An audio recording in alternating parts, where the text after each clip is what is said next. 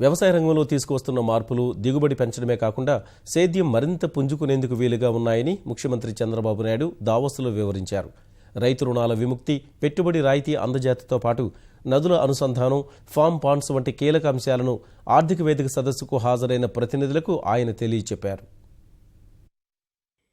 రాష్ట్రంలో వ్యవసాయ రంగాన్ని మరింత లాభదాయకంగా ఎలా మారుస్తున్నామన్న విషయాన్ని దావోస్ వేదికగా సదస్సు ప్రతినిధులకు ముఖ్యమంత్రి చంద్రబాబు నాయుడు సవివరంగా చెప్పారు. వ్యవసాయంలో కొత్త దృక్కోణం, నవీన కార్యాచరణ అనే అంశంపై చర్చాగోష్ఠిలో పాల్గొన్న సీఎం వ్యవసాయ ఉత్పత్తులకు వాణిజ్య విలువలు జోడించడం, ఆర్థికంగా నిలదొక్కునేలా చూడడం వంటి అంశాలలో ఆంధ్రప్రదేశ్తో భాగస్వామిగా ఉండడానికి ప్రపంచ ఆర్థిక వేదిక నిర్ణయం తీసుకోవడాన్ని స్వాగతించారు. ప్రపంచవ్యాప్తంగా ఉన్న ఉత్తమ విధానాలను తీసుకురావడం, మార్కెటింగ్ అంశాల్ని మెరుగుపరచడం, రైతులకు లాభాలు కల్పించడం, వ్యవసాయ ఆధారిత పరిశ్రమలకు ఊతం ఇవ్వడం వంటి అంశాలలో భాగస్వామి కావాలని ప్రపంచ ఆర్థిక వేదిక నిర్ణయం తీసుకుంది. అగ్రికల్చర్ ప్రమోషన్ కౌన్సిల్ ఏర్పాటుకు సమావేశంలో ఇథియోపియన్ ప్రధానమంత్రి చొరవను అభినందించిన చంద్రబాబు రాష్ట్ర వ్యవసాయ రంగంలో తీసుకొచ్చిన గణనీయమైన మార్పులను సదస్సు ముందుంచారు.